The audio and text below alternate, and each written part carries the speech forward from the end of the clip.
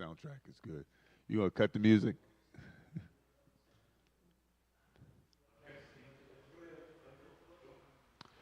Good morning, everyone. Say that again. Good morning, everyone.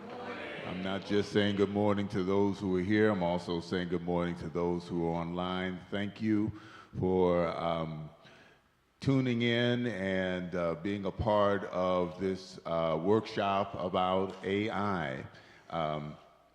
We had a event in July of this year in which we talked about artificial intelligence, and one of the people who were there is my friend Paul English.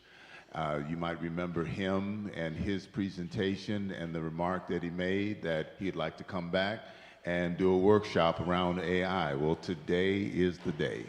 And we are just thankful for your presence online and those of you who are here with us this morning so that we can learn a little bit more about artificial intelligence. Just say a quick word of prayer. Eternal God, we thank you and we praise you for this time and for this moment. We pray, God, that you illuminate our hearts and minds and bless us, Lord, and bless Paul as he continues the wonderful work that he does throughout the community. We pray this in Jesus' name. Amen. Amen. Without further ado, my friend Paul English. All right, thank you, Jeff. I also want to introduce G here. G is a new friend of mine, and he's going to help us, particularly when we do the breakout sessions. He has a bunch of experience working with AI and other new technologies. And then also my friend Walter, who's sitting down here, is also available when we do some one-on-ones with people. But basically, I want to say that I'm a programmer, and I've worked in technology for 30 years, maybe more than 30 years. I'm trying to think about that. I'm 60 years old, so wow, longer than 30 years. I learned to code when I was 12. Boy, that's shocking. 48 years I've been writing code. I still enjoy it. And I've started a number of technology companies. I'm best known for kayak.com, the travel company, but I've started companies in e-commerce and podcasting and a few other things as well. I've watched over my career how the internet has transformed the lives of everyone, and then how mobile phones, again, transform the lives of everyone. I think AI is going to be bigger than the internet and bigger than mobile phones in terms of how much it's going to change our jobs. Anyone who has a job where you read a bunch of paper and you look at a bunch of input of reports and you have to produce something else, your job's about to change in a major way, because AI is really good, particularly what's called generative AI, at reading documents and then summarizing it, rewriting them in German or other languages, write it like a poem, write it like a rap star. You know, you can write a sermon in the tone of Eminem. I don't know if anyone would ever want to hear that. But it's incredibly good at parsing input and generating new things. People are building their resumes with AI now. They're writing cover letters as they're applying for jobs. They're using it to research, where should I apply for a job? What type of job am I qualified for? And I'm going to show you some things today. I'm going to focus most of my demo on what's called ChatGPT. To go to this website, it's just chat.openai.com. The company is called OpenAI, and ChatGPT is their chat interface where you can have a discussion with the AI. All right, I'm going to see if this could be tricky.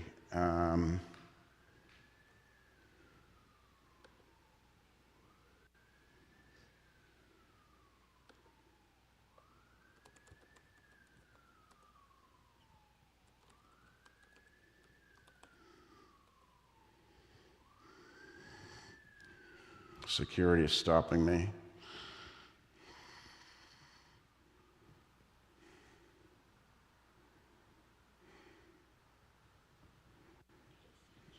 Okay.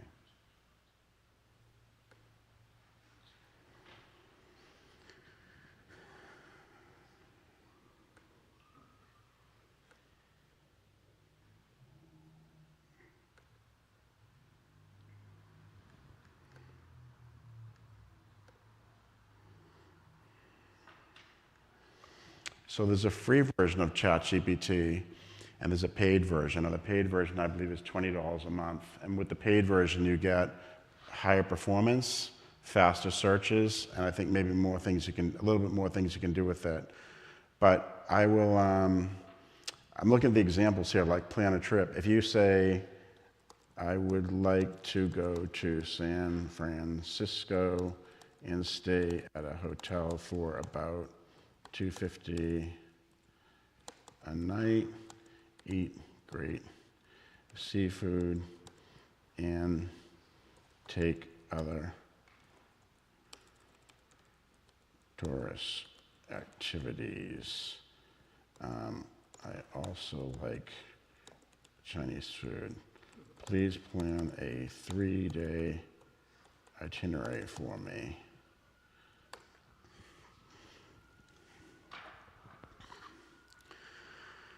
And here you'll see it's going to pick out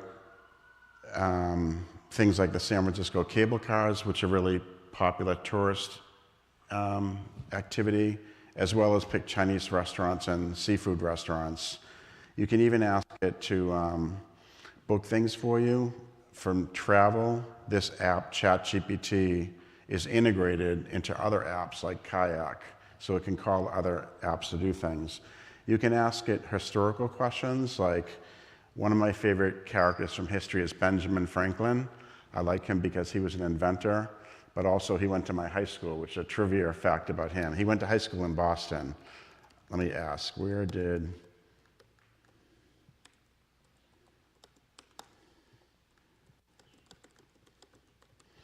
And the big difference between generative AI and Google is when you go to Google and you ask a question, it gives you a list of links to click on, and you can read then 20 different web pages about Benjamin Franklin.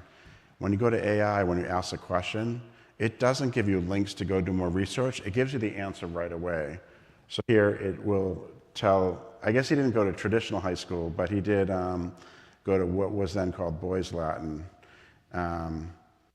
What were his top 5 inventions?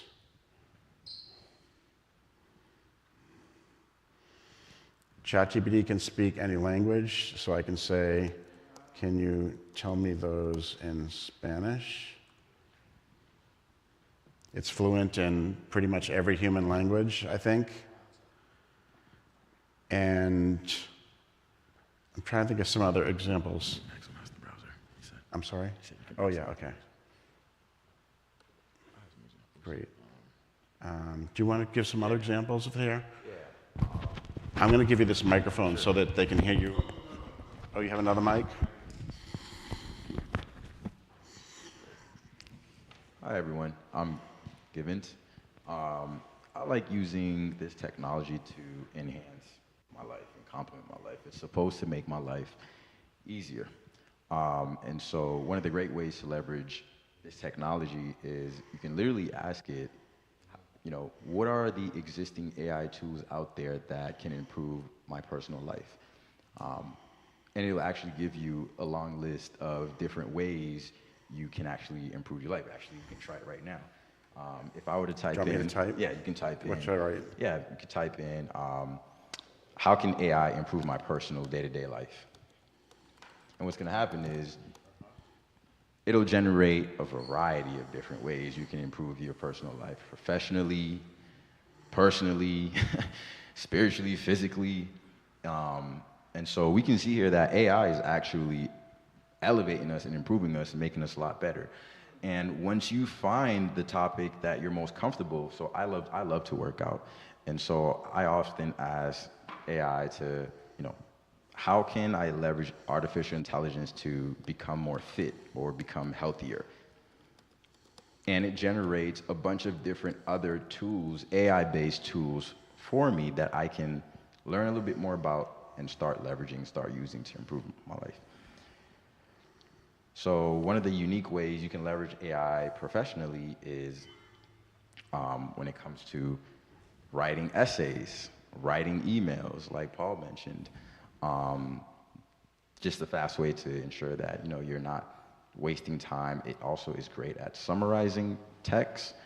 I I grew up in the church, and so it's great at summarizing the Bible as well, in a very concise manner and getting the Let me tell details a out. verse to summarize. I mean, you can ask it to summarize the book of Genesis, and it does it in a pretty concise manner. So try that. So which should I type? Ask it to summarize the book of Genesis. I know Barb, I like using Google Barb as well, which is a competitor to ChatGPT, but I like Google Barb a little bit more than ChatGPT. You can also ask it when you want to summarize how long you want the summary to be. And here I said summarize Genesis in 200 words, which is kind of crazy. But you can say it in 2,000 words or as long or short as you want. You can also ask it to do things like put this in poetry in the style of E. Cummings.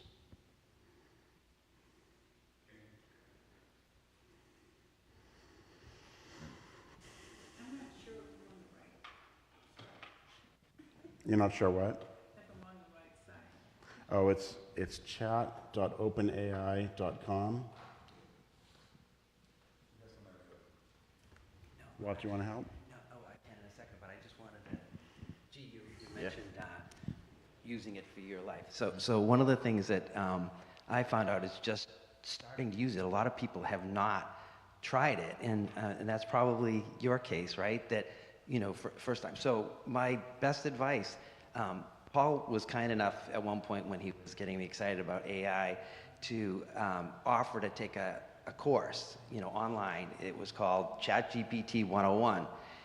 And I went to the course, and it was not as valuable as I thought it would be. Because if you cut and paste the syllabus of the course into ChatGPT, it was essentially what we learned in the course. So there's a contradiction there that if you're going to, learn a tool that's going to teach you all this stuff. So I actually wound up getting Paul's money back for it. 'Cause I said, this is sort of a contradiction. So my advice is the first thing on the syllabus was how do you access ChatGPT, and that's what I would point smart people to, because then they'll figure out the rest of it themselves. Kind of like Google in the day. Instead of going to google.com now, you can go to bard.google.com, and that will set you up for the rest of the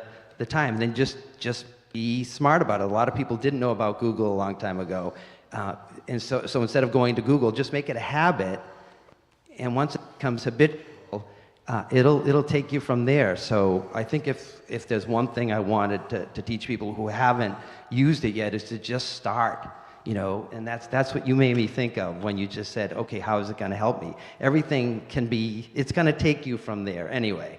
That was my... Yeah. So I followed your suggestion, and I'm on Dean's ChatGPT. Yep. I just typed in what you talked about, and it brought up a lot of self-help stuff. Some of the stuff it brought up was challenge negative self-talk, practice self-respect, manage stress, resolve conflicts in your relationships. Yep. So yes, I do see the benefits. Yeah, it's crazy to think technology can be used in all of these various ways to improve that and to just improve your personal life, right? And so the big challenge is, today as you guys go home, figure out where in your life you're looking to grow more. You're trying to see elevation for 2024, and challenge you to go to Barb and ChatGPT and leverage that technology and see what feedback it gives you, and actually implement that within the early years of 2024 and see the growth that starts happening. So if you just type in Google Barb, it literally is the first, I think it's the first URL that pops up for you guys. It's bard.google.com, and it's bard, BARD.google.com. I'm going to give you another example. Last weekend, I was in the Dominican Republic. My son lives there, and we had an incredible rainstorm, so we couldn't go out to go to dinner, and we were all hungry, and he didn't have much food in his house. So he went to ChatGPT, he opened his refrigerator, and he typed in all the ingredients he had in his refrigerator, which is like unusual. He had just this random stuff. And it came out with a pasta recipe with all the vegetables that he had that was actually pretty remarkable. So he now cooks using ChatGPT. He says, I want to make a lasagna, but all I have is, cauliflower and rice or whatever, and it'll come up with a recipe for whatever food you have of how to cook that. That's impressive. Yeah. So I went a little bit further in ChatGPT, and Pastor, I asked it, what does Christ teach us about forgiveness? And it actually spit it out. And it says, according to Bible Gateway, Jesus teaches about forgiveness in Matthew 6:14-16. He says, if you forgive people for their sins, your Father in heaven will forgive your sins. If you do not forgive people for their sins, your Father will not forgive your sins. So it's even helpful from a religious perspective as well. I mean, since we're here in the church, I thought I'd go for that. And it's about a good benefit. Yeah. Yeah, I've used it to summarize religious texts, for me sometimes from other religions, because I grew up Catholic, so I'm very familiar with the Bible and with Christian texts, but I wanted to learn about other religions and other philosophies. I'm very curious about Buddhism, so I asked it some questions about Buddhism. Like Buddhism has a concept called impermanence, which means that, let me ask it, describe.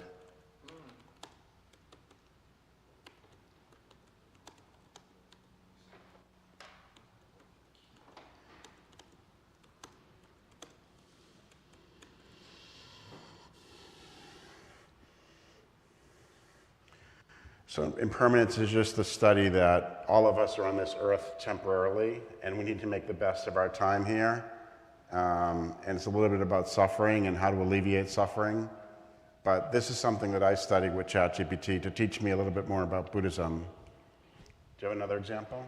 Well, I was just thinking, another thought is that when you give people a tool, a power tool, you want to tell them about the possible problems with it or the dangers. So besides telling people how to access ChatGPT, I would give them a little preamble about worrying about bad information coming out, and bad in quotes, because when you talk about religious issues, I like to think of ChatGPT and these bots as having a friend who's read every book in it, and including the Bible.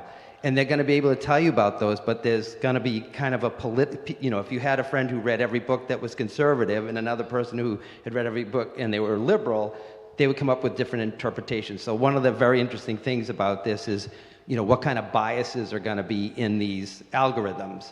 So the warning is that if you look at something, sometimes it'll give you bad information, including maybe stuff that you think is wrong. A Bible interpretation there's going to be a lot of different ways. But the other thing, they talk about hallucinations. I don't like to think of it, a hallucination is when it gives out information that's not true. I like to think of ChatGPT and those guys as guessing what a good answer would be. So if it thinks that this person might have started this company, then it will say as if it's a fact. Paul English, I think it's got it in there for one of the, I think PayPal or something. It will say, and it's a very good guess, but it's not true. So look at the information and think about that there's going to be an angle to it, and also that there might be stuff in there that's wrong. So here's a power tool. You can cut off your finger with it, right? So here it is. You're a carpenter. You know how to use a regular saw. Just apply this thing and don't cut your finger off. Anyway. Yeah, so just use common sense when you're listening to ChatGPT or Bard, just to make sure it makes sense what it's telling you. As an example of political bias, last year when ChatGPT first came out, I said, write a poem praising Joe Biden, what he's done well. And it did, and it wrote me a poem. Then I said, write me a poem praising Donald Trump, which is very difficult for me to imagine. It basically said, I'm just an AI, I can't make political context. Somehow, it summarized Joe Biden, but it would not summarize Donald Trump. I think that probably has been fixed, that someone told it to do that. Here's another case. When Walter talks about hallucination, hallucination is, the way generative AI works is you ask it a question, it tries to find something from the millions of documents it's read that looks like it talks about that. And it will start generating some words, and it will figure out statistically what word comes next from all the millions of documents it reads. I just gave it a chat. I said, make up a 200-word story of a young girl who gets lost in a forest. She finds a 5-foot-tall parrot who leads her out of the mysteries of the forest back to her grandmother's house. And it came out with this story. So if your kids are not using ChatGPT to sort of help them with their homework, they're probably going to start doing that because it writes incredibly well, I think. I'm just curious for what you all have learned so far, like what kind of questions you might have around this technology and how it's able to do what it's doing. You'd be the person to answer that technical question, but I'm just curious to see what questions you all have. Yeah. So ChatGPT is owned by a company called OpenAI. OpenAI was originally created as a nonprofit, and it was created because it was created 5 years ago, I believe, and there were some top technologists who were very afraid of AI, that if left uncontested, that AI could start doing dangerous things. So they created OpenAI as a research institute. But then when they created this program, ChatGPT, which got released just about 1 year ago, 100 million people downloaded it, I think within a month. It's the fastest growing product in history. It grew faster than Facebook, faster than Instagram, faster than WhatsApp. They then said, okay, we need some massive computing power to be able to process all the 100 million people using this. So we need to find a way to raise money. And nonprofits, it's hard to raise money, as the Reverend here knows, because we do a lot of nonprofit work together. We spend a lot of our time trying to raise money. But it's sort of a nonprofit for-profit where they have raised a bunch of money. However, OpenAI is not the only company doing this. Google has one called Bard. There's a couple open source ones. Stanford University has one. There's one called Claude. And people are taking these techniques and building new copies of this from scratch. There'll be many that are available. I do like ChatGPT, and I also like Bard. I find that Bard knows more about what's happening on the internet today and what happened in the news last night. Twitter also has one that they've just had coming out. I think it's called Grok. Is it Grok? I haven't tried it yet, but that just came out last week.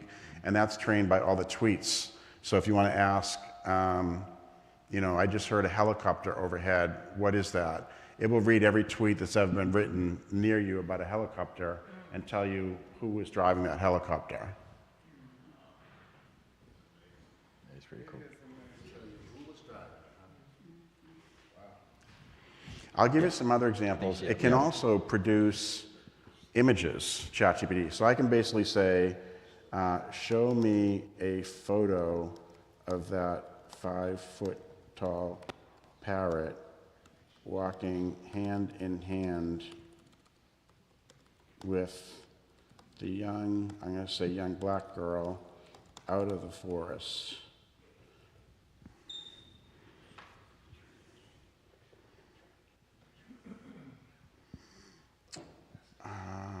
Let me see, do you know why this isn't working? No, Dolly's built into it. This worked for me yesterday. Maybe the wrong version. Let me try with ChatGPT 4. Yeah. Maybe I just thought of something too. Another topic is kind of the scariness of AI. And I don't think of it as anything different, just sort of the next step. So a lot of people will say, well, even the engineers don't know why it's coming out with this answer. And that's, I find, a little bit, disingenuous. That makes it sound more exciting when you're writing about it. But essentially, Paul was saying he's a programmer. And I'm an old programmer too. Back in the day, you would say, if such and such, then do this. If the next thing, then do this. So what happens now is the machine learning is essentially you give it all the data. The data is a huge thing, and You essentially tell it what you think it should do in general cases, but it basically makes up its own if-then. Back in the day, if we suddenly decided, oh, the person might be taking a car, they might be taking a taxi, and then all of a sudden there's Uber, and you want to have it do something, have some logic that deals with Uber, we as a programmer would have to say, if Uber, then this. But when you start throwing data, just general data, at these algorithms, they figure out, oh, there's this new bit of data, it's Uber, and I know that Uber should, then it will essentially write its own code. So you have a basic idea what it's going to do, but you don't know what all the data is. If you start giving it a certain kind of data, it might start to make different predictions on that data and do different things. So, and the other thing that's scary, people say, is that it'll get out of control. So imagine if you have a traffic light, right? A smart device is something that can make decisions. If this, then that. So now, it's 10 o'clock at night, there's not a lot of traffic. So if 10 o'clock, that change the cycle. But if you had an AI-driven traffic light, you tell it, I want to maximize throughput through this intersection, and you tell it what maximizing is, what I mean by that, and then it, over time, will figure out what's the right thing to do. And another thing I think about along these lines is, so besides updating itself, is the whole idea of what goal you give it. And if you told it, avoid accidents, and it figured out that red cars drive faster, so it might do a longer yellow cycle for a red car. But it also could decide, okay, there's a red car coming this way, there's a red car coming that way, I'm going to give them both green and smash them together, and then there's fewer red cars out there to be causing trouble. So that's kind of the AI getting out of control. You have to give it a rule as we don't kill people anyway. Here's an example of image generation. I went to chat.openai.com, and then in the top left here, I switched from ChatGPT 3.5, which is the older version, to ChatGPT 4, which is the newer version. The newer version has some additional abilities, including it uses a program called DALL-E, and DALL-E can generate images. So here I said, create a photorealistic image of a 5-foot-tall red parrot walking hand in hand with a 7-year-old black girl out of the forest. And it drew this image for me. And then I said, make the girl 15 years old, wearing a green dress and a yellow bow in her hair. And then it drew this image. And it's just shocking to me that it can do this. It is like, I'm a programmer. This is amazing to me that it knows how to do this. So not only can it generate emails for you, cover letters, resumes, reports, summaries of books. It can also generate images. And my team at my little software company is using this to create images that we use on social media for Instagram posts. Do you have another example? The colleges and the kids and their papers and stuff like that. Where is this going, and do you see that colleges are going to ban this? It's a little scary, and there's a lot of debates at different universities. I'm working with UMass Boston, which is where I went to school, and I'm working with the chancellor and also with the provost about how they should use AI at UMass Boston. There's a split on the campus right now where half the professors want to let the students use their laptops during an exam, which sounds crazy, right? Because they're just going to use ChatGPT to answer all the questions. But the professors who want this basically say, when these kids leave school, they're going to be using AI in their job. Might as well teach them how to use AI efficiently, because there's some ways you can use AI that doesn't work as well as if you get really good at it. For example, just in terms of generating this image, the more description I give to the text, the more realistic the image will be. I could say it's dark at night, it's scary, it's raining. Whatever description I give, the image will look like that. And it's the same thing for the prose you generate. But this is a brave new world, and I'm not sure what the right path is here. UMass Boston's trying to figure it out for kids here in the city. Yeah, because what they're saying is that, intellectually, that they will not be developing their intellectual skills that well if they're depending on the computer, to write for them and to do all I mean, I'll give you a lesser example of this, which is when I was in school in the 70s, my aunt bought me a calculator. And then math homework became really easy because I had this little LCD calculator. And schools talked about banning those. But then some schools said, well, when kids get jobs, they're going to have calculators, so you might as well just make the math problems harder so they can still use calculators. And maybe the professors need to make the assignments harder, that you can still use AI, but you have to think a lot more about it, about how to instruct the AI and how to guide the AI. In the future, robotics is really improving right now as well. And the robots that we've seen in science fiction, where people have a robot in their home that can do the laundry and cook for them, that is coming. That is going to happen. We're going to see that, I would say, in the next 5 to 10 years. And when we all have robots in our home, these robots will be programmed. The number one rule will be don't hurt humans, do whatever it takes to never hurt a human, and they'll be wired that way. But the robot will do things the way you can talk to the robot, and you'll have to learn how to talk to the robot. And the robot will get better over time. It'll get better at understanding you.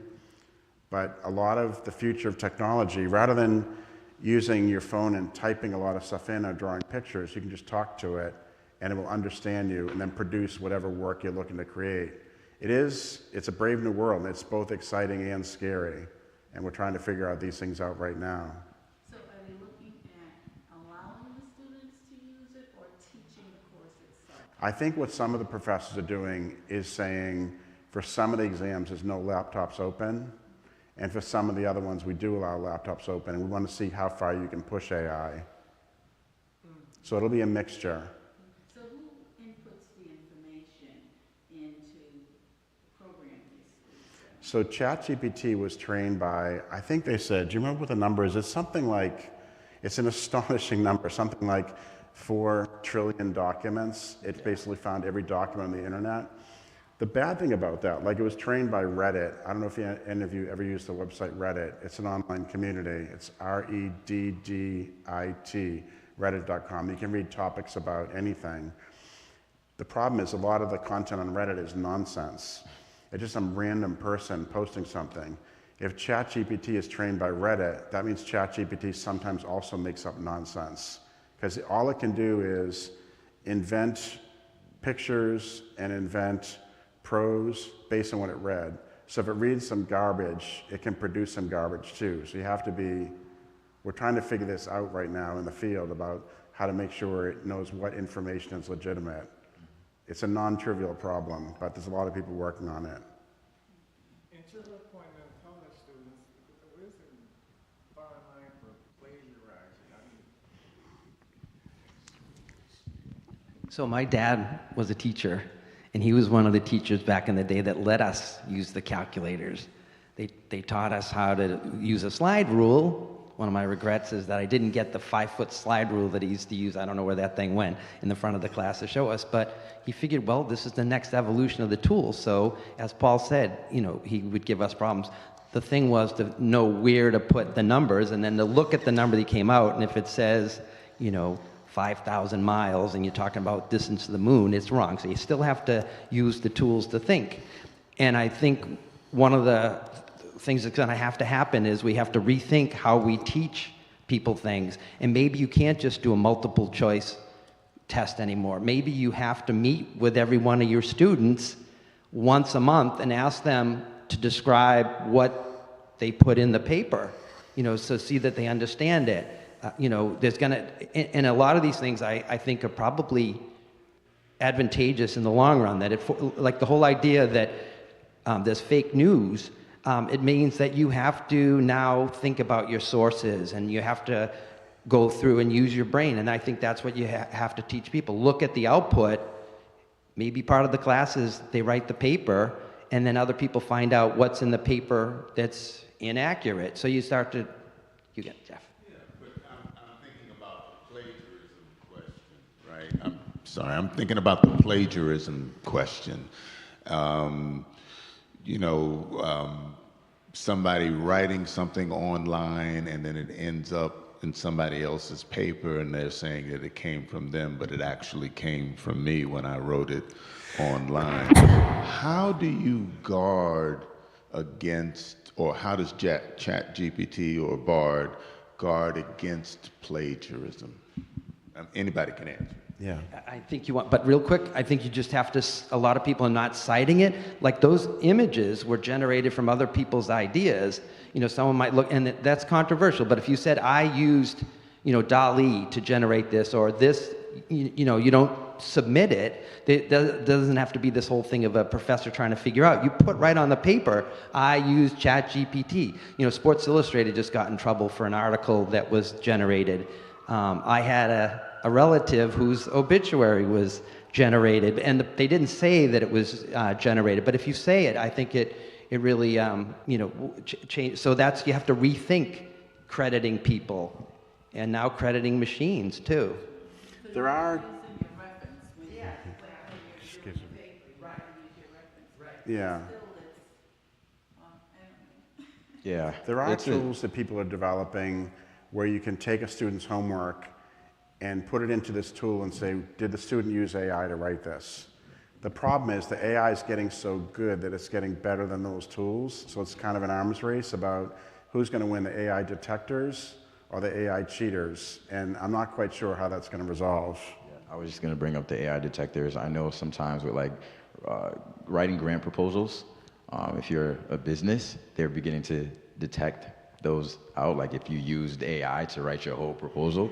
So another thing to, you know, be on the lookout for, but I do highly agree with that concept of like detectors that are identifying was artificial intelligence leveraged to create this this proposal or this essay.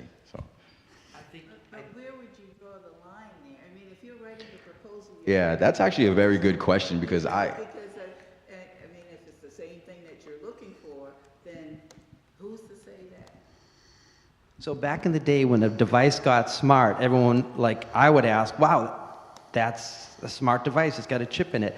Now you wonder why a device doesn't have a chip in it. So the whole, you know, concept gets flipped around. I imagine that 10 years from now, people laugh at the conversations, people trying to detect if something was AI, because it's just gonna be there and everybody's gonna be, so if people will assume that something is AI. In a lot of ways, I think that's a good thing too, because people won't be falling for these deep fakes. They're gonna look at it and they're gonna say, this is possibly a deep fake, and I'm gonna figure out who produced this and how they produced it. So it's gonna make people more conscious of. yeah. Okay. You got tools. When I used to be a college professor, we had tools that detect, you know, if someone's plagiarizing, but they're using the same sources. So you got to give and take a little bit. You got to accept that. Well, this is everybody gonna have this kind of the same thing. They're not cheating necessarily because they only have the same resources or the same subject to base their own conclusions on, and separate from just citing and have a bit, you know, what they're using. But it still gives you a measure if it has like maybe 20% hits of 20% too much, you know, so you got to tell them to rewrite it. But everybody will at least have 10% or 15%. That doesn't mean they're cheating. It's just going to the same source. Yeah. And so I don't know how you regulate that. I'm going to give you the microphone. I just wanted to say to Sydney, if there are any questions online that people are asking, just I'll run up there and get them so that you all can answer. Great. I want to give show a quick video from a product manager at Microsoft about how they're building AI directly into their tools. So you don't have to go to a Chat GPT or Bard, but you can just use Microsoft Office and AI will write things for you. This is mind-blowing. And this video I'm about to show you was from last March, and the market has gotten the technology is much better since then. But watch what this woman did last March. Is there a volume on this? Can we get this on the audio?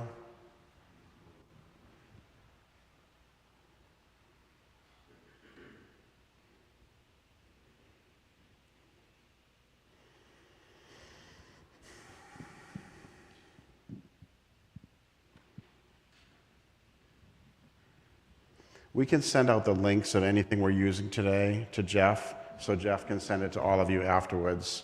I'll send a link to this video. Is it working? No.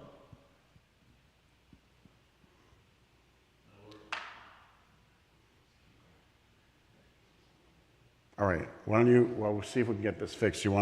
Any other comments you want to make about how you've used AI?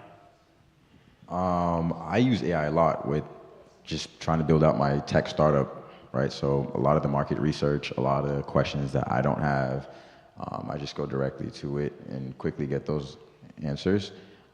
You can also ask the AI to, if you have a business idea, provide you a roadmap. So like I said, this technology, I'm selfish with it. I need it to help improve my life. I need it to enhance and complement my life. And so that's the whole point of it. It's not really supposed to ever replace humans, but it's supposed to enhance our capabilities and complement us. And so, do you have a question? Yeah. We're focused on providing sales training to under-resourced communities using AI. Yeah. Amy is the name of the chatbot. Yeah. Amy is what? Amy's the name of the AI, of the chatbot. Yeah. It's your company? Yes. Do you want to give a demo? Sure. You want to give a demo? Do you accept investors? We are trying to launch our second launch next year with UMass Boston students. We're doing like a soft launch. No investors just yet. It's been all bootstrapped. Yeah, sure. We can. Sai, you want to get up here? Just give a 1 minute demo. Is this your co-founder? Yeah, he's my technical partner. Do you Yeah, want sure. him to do it? Can you use AI if you want to invest in anything? Or like your company or this company? Yeah, you can use AI to research what companies should I invest in. You can tell it what type of companies you're interested in. Like you can say, how can I find out about new AI companies in Boston? Like who's creating them? Can you email me every day when there's a new AI company in Boston? And can you send me the email address of their CEO? And it'll do things like that.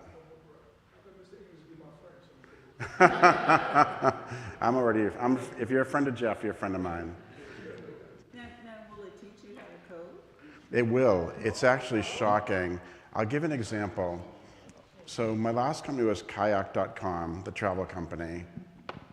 It's very popular. I think 100, that's my company. And I think 100 million people use our app. So it's very, very popular. One of the features we created was called Trips. And the way it worked was, if you bought a flight on American Airlines or a hotel on Marriott.com, when they sent you an email from Marriott, if you forwarded that to Kayak, it put in this very beautiful itinerary. In order to build that feature, I had 10 engineers parse every travel company, Marriott, Hilton, Choice Hotel, Motel 6, like every hotel, we had to read their receipts and write code to do it. I have a new travel company right now called Deets, like Show Me the Deets, and we wanted a trip feature, but I didn't want 10 programmers to work on this for 5 years. I wanted to get it done quickly. So I did 2 programmers. We used AI to write the code for us, and we replicated Kayak's feature in 3 weeks with 2 people. And Kayak took 10 engineers, like 5 years to write it. So the best programmers these days, and the technology that most of them are using is called Copilot. Like I'm writing the code, but I have a pilot with me who's helping me. And you can describe to the Copilot what kind of code you want and what language you want, and it'll write the code for you. Both ChatGPT and Bard know how to write code in dozens of languages. So you can say, write me a code to organize a grocery list and use the computer language called Python. And I'll write you Python that will show you how you can create a form on the web to let people input what you need and print a grocery list. It's really amazing. If you go to Google and you type, how can I learn low code or no code, it will show you all these tools that can do it. It's pretty amazing. Yeah, so it's not, I don't know if it's not displaying on the screen, but. So I have a quick background of myself. I have a background in education. I pivoted from education and I went into technology where I sold software. And that opened the doors for me to become an entrepreneur, as well as just begin the process of developing, generating wealth. Selling software has allowed me to become a mini real estate investor, and realizing that I wanted to find a way to provide this opportunity to folks who are from under-resourced communities, giving them access to technology companies who are looking to hire entry-level sales reps. The reason why this is so important is because this really is the fastest way to become a top earner in the country, especially if you're eager and you're good at selling software. You can really do some damage with it. So I decided to create this sales training product that's going to provide free sales training to folks who are from under-resourced communities, and then on the back end provide them job opportunities as well. So so this is just an MVP that we're leveraging. It's a lot of things that you guys see here. It's just fake content samples. So what we're doing is we're giving folks an opportunity to watch these are all fake videos, but we're giving folks an opportunity to watch micro videos on learning how to hard sales skills, so objection handling or providing pitches and things of that nature. And then we're giving them an opportunity to practice that skill right on the platform, leveraging a chatbot and AI pretty much. And so due to limited funds right now, what this is an audio. This feature right here is the chatbot. And for now, we're leveraging my voice, where we're pretending I'm the bot, and I'm asking you, or pretending to be a prospect, and you have to provide a response as a sales rep. Once you're done doing that, you can actually then go on to the Meet Employers page, where there's going to be tons of tech companies. We have a mini partnership with Vista Private Equity, which is owned by Robert Smith. They're highly passionate about diversifying their entire portfolio with folks who are from under-resourced communities. So you can come here and find hiring tech companies and show them your role play skills that you've done with the AI, and increase your odds at landing that job. So, yeah. Can I say one more thing to you? Just and then I promise I'll sit down. The equity issues, I'm really happy that this next level of technology has jumped past some of the old roadblocks. Under-resourced means less now, because the resources, a lot of them are out there in the cloud. So if you think about it, back in the day, if you wanted to do things on the computer, you used to need to go out and get a PC, and it used to have to be powerful because you ran all the stuff there.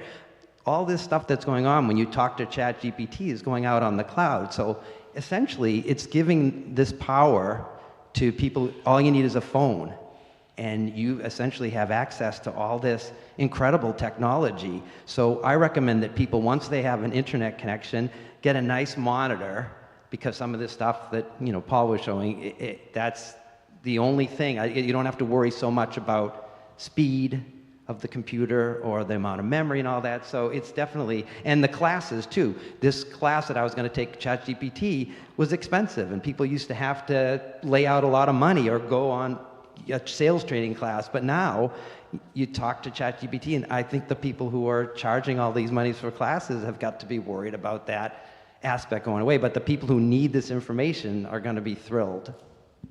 Yeah, you can use it to create legal documents. You can use it to create a lease between you and a tenant. You can use it to write business plans. Really, any sort of business document you want, it can create for you. We don't have audio for this, but I'll send a link to this video out to Jeff so we can send it to you. This is an extraordinary video where she basically uses Microsoft PowerPoint to create this incredible presentation for her daughter's high school graduation. And the small amount of work she does to create this really beautiful presentation with animation and graphics, it's quite impressive. So what about storing information? When I research things on the computer, then I go and I download it and I save it, So does this have the capability of storing your information as well? Yeah, you can, any answer that comes out, you can basically copy and paste it into a document. You can also share it. If I use Bard and I ask it a question like,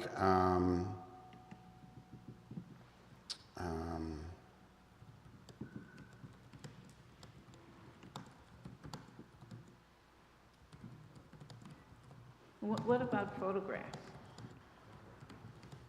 You can do that as well.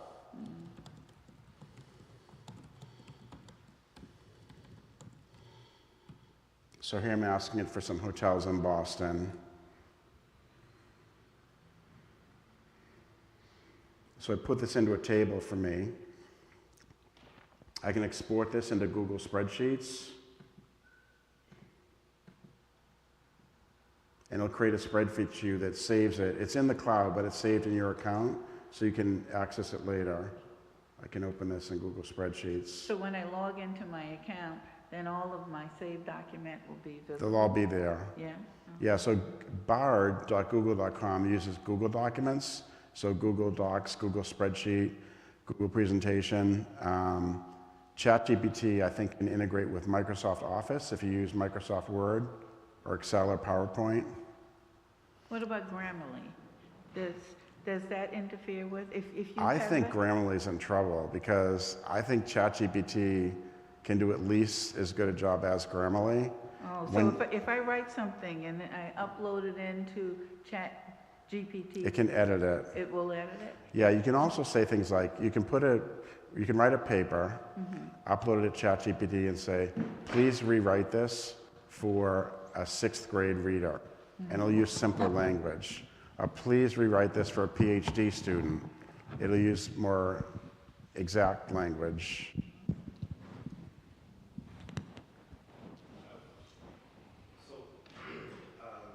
Some of the concerns that everyone has here, do you see it as also like an opportunity? For example, like you just said, rewriting curriculum at a 5th grade level. Like Boston school systems are doing that this year. So the more we're not even tuned, it's happening around us to our children and grandchildren already. Like this school year, a 6th grade teacher can take a college course and redo it, for an 8th grade. Yeah. It's actually happening right now, whether we care or not, so, but everyone has great concerns, so do you see, even for startups or possible businesses or how you can create a GPT, is, just the group of concerns, I feel like, is that an opportunity for businesses or a new business? I think, I'm sorry, because I know if you completely write a whole book with ChatGPT and I go to upload it to Amazon, Amazon says that's not enough of your own ideas already. It stops you. You can't just create a book and sell it, so there's some securities, but the more intelligent questions I hear here, I feel like, what do we do, or, what are your thoughts? yeah, so I think AI can help create businesses of any type. Let's say, even if you look at an old school business, let's say you're creating a roofing business and your job is to replace roofs with houses in Boston. You can use AI to say, can you create me a website with a portfolio? Can you create a proposal that I send to customers? Can you figure out how I can buy ads to my website? How can I get customers to come to my website? Where should I market? Which streets have the oldest roofs so to go down those streets with flyers? Really, any type of business, you can ask AI to do all the digital parts of that business. And every business these days has digital components to it. One thing I recommend, Jeff, is that I don't know how your congregation communicates with each other between meetings like this, but I could set up an email list to put everyone on it, and we could all just continue this discussion if you have follow-on questions, and then we can share learnings. As someone learns something with ChatGPT or with Bard or Microsoft Office, you can show it off to the rest of the group, say, look at this thing I created, and then we can comment on it each other to help continue the education. That'd be great. That'd be great. Yeah. I'll set up 12th Baptist AI. Yeah. I have a question. I would like for you to ask. Does it cost more to insure a red automobile than any other car? You want me to ask that? Yes, please.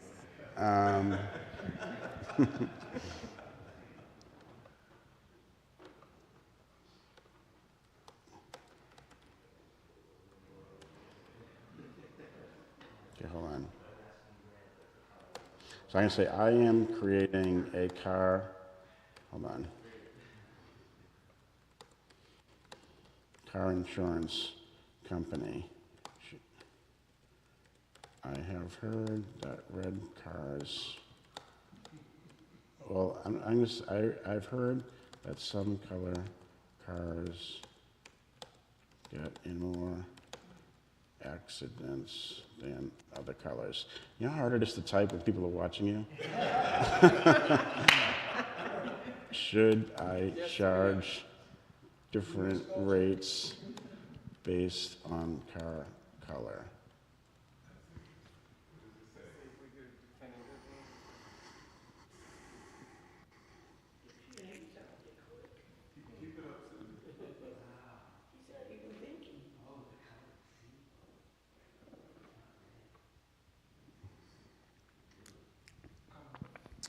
A study by the Monash University Accident Research Center said that black cars were 12% more likely to be involved in accidents than white cars. But it gives you, some say it might be discriminatory. Because they want black eyes on the street from. I don't know. Yeah. Have you explored the new horizon of quantum computing? Because that's going to kill the regular. Yeah, it's going to change everything again. So, and that's, they got I think Stanford, they got one, even though they can't deal with the coal issue, because it could be almost absolute zero. Yeah. But they still have, they're investing in the big three, like Microsoft and all of them. One of the criticisms of AI is that it requires incredible computing power and enormous data centers. When quantum computing becomes real, that's going to be reduced dramatically. You'll have, it won't be small, but say refrigerator size computer to be able to do the work of an entire data center. So that is coming. Yeah, everyone's going to have their own data center. Yeah. Jeff, I got to do a time check because I need to get going at some point.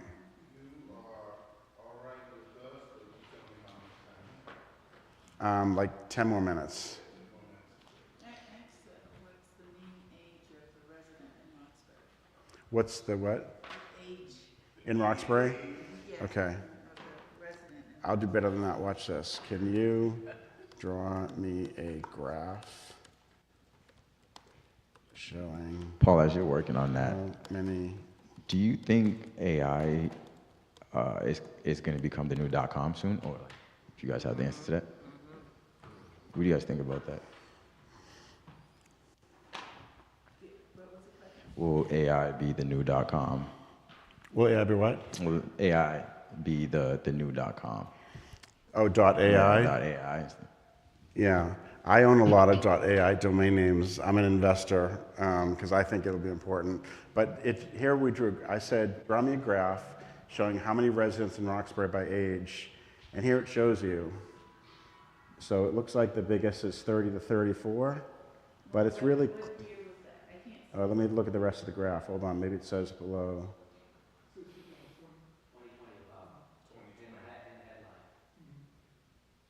Okay, 2020. That would be the census. Yeah. The x-axis is number of residents. So you have a friend who's read every book in the library, but also gone through the census results and the Bible. Yeah. So AI does not replace originality. I think there's some debate around that because I used to be a classical musician and then I became a jazz musician. And going from classical to jazz, in classical you learned all of the scales, all the arpeggios, minor, major, all the key signatures. And then as a jazz musician, when you learn improvisation, what you're doing is you're making up musical stories based on stuff you've learned. So you have this like dictionary of music and you're riffing off that. I think AI gives all of us that classical training, that it knows all the books, it knows the Bible, it knows the works of Buddha. and now you can direct it to write things based on that vocabulary. So it's just the generative part of generative AI means it can generate content based on other content. So it is doing creativity. It's different, but it's doing some creativity. Again, this is an area I think where over time people's attitudes are going to completely change. We have an idea in our minds that there's ownership of some of this stuff. Like Einstein, we tend to like heroes and simplify things, but Einstein did not do his work, independently. So for someone, we were talking, it's Roderick, right? Yeah, about music. Nobody starts from scratch. You've got the whole notation system and the 7 bars. Yeah, and so to say, oh, this is mine, I think it's going to make it more of a, common understanding about who owns what. The whole idea of shared software and patents on, medicine and things like that. I think people will be more in this space of, this isn't mine necessarily, it's ours. That's my hope, that, attitudes will change and people won't say it's copyright. Because, by the way, I just asked Bard, what are the top 3 websites for writing music with AI? And it gave me a list here. So if you want to become a musician, you can play around with some of these sites. Yeah. You think the government, has the government, Uncle Sam, stepped in yet? To try to regulate, try to regulate us and restrict or own, like they try to take over the internet at one time? Yeah, every country is doing it differently right now. The European Union has made some requirements across Europe. The Biden administration just put out a paper on AI for things like disclosing what sources are used. If you ask an AI a question and you're an AI company, you soon is going to be legally required to say, why did you come up with that answer? How did you come up with that answer? Like, what sources did you read that made you think that's the right answer? That's an example of something that's being regulated. Do you think that would choke us? I think too much regulation could choke us, but right now I feel pretty good about the balance we have. Yeah. But if you're writing a paper and you have to submit that paper in terms of your reference, how are you going to reference it? How do you reference that? You can ask it, yeah. Well, you can ask ChatGPT what its sources was, and then when you ask it to help you write a paper, and like I gave a little example of the girl in the forest. I wrote probably 2 sentences, and it wrote like this much. You can ask it, what sources did it use to come up with that story of the forest? That was a very simple example. And it might tell you a particular book it grabbed an excerpt from. So as the human, you can say, my AI used these sources, so therefore I use these sources. I got a resume last week from a young woman. In her skills page, she wrote Microsoft Office, Figma design tool, and then she started listing AI tools as her skills. And I thought, it's the first time I saw a resume where she listed all these AI tools. So I emailed her, and I said, did AI write your resume? And she said, in fact, it did. I edited it. And I called her in immediately for an interview because she was probably, if I had to guess, it looked like she was a new college grad, so maybe she was 22, 23 years old. But for a 22-year-old to use that many AI tools, to me it meant like she's probably going to be a pretty good marketer.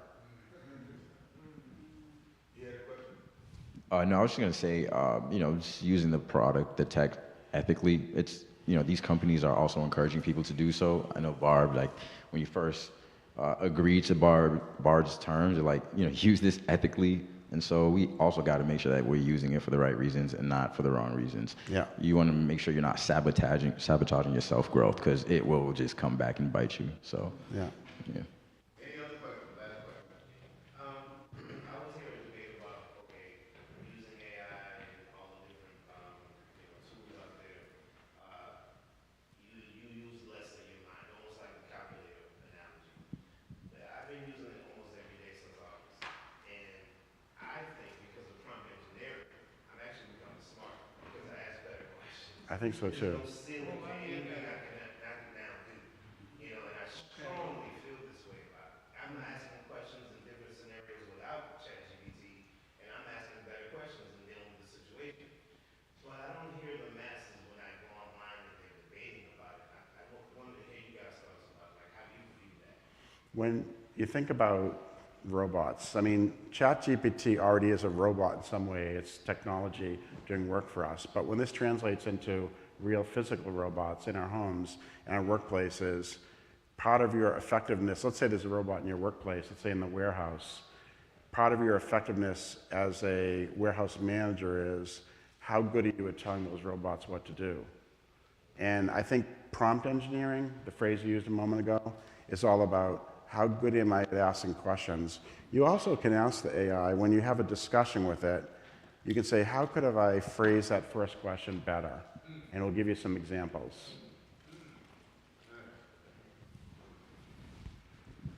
As a encouragement for All right, people, I'll follow up. just like back in the Thank you day, very people much. would say, do you use email? Oh, It used to be a pain okay, in the okay. neck when people didn't. I was running baseball teams and you'd have to call people. But now everybody, it's a dumb question to ask someone, do you use email? So I encourage people to pick one of these bots, because there's getting more and more of them out there, but pick one, like ChatGPT, and then use it, and then ask someone that you love, are you using it? And if so, why not? 10 years from now, everyone will be. Why not just jump now? Don't be afraid. This stuff is less intimidating than any other technology, because if you're having problems with it, you just ask it. You know, what do I do next? Once you start, you won't be able to stop.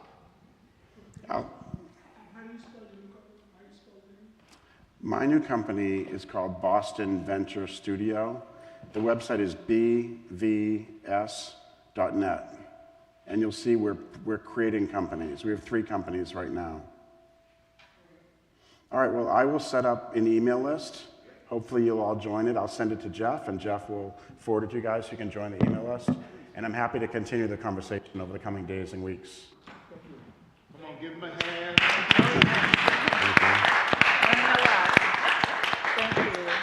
I want to thank all of you for participating in this workshop. There was a ton of information that was given and discussions that were had. I think we need to have more of these discussions. And so I'm glad that Paul has offered, because he probably hasn't been at the 28-hour day and the 10-day week, but he's offered to continue this conversation through emails. And so he'll create that, and we'll make sure that everyone has an opportunity to get on it. Does it make a difference how old you are or how experienced or inexperienced you are on the computer? This is one of those types of communities that everybody can participate in. And so we want everyone to be a part of it and to enjoy this learning. Give my friend Paul Inglis a great big hand again. I want to thank everybody online for being online and watching this, and be on the lookout for the creation of this community. Thank you. All right. Okay, great.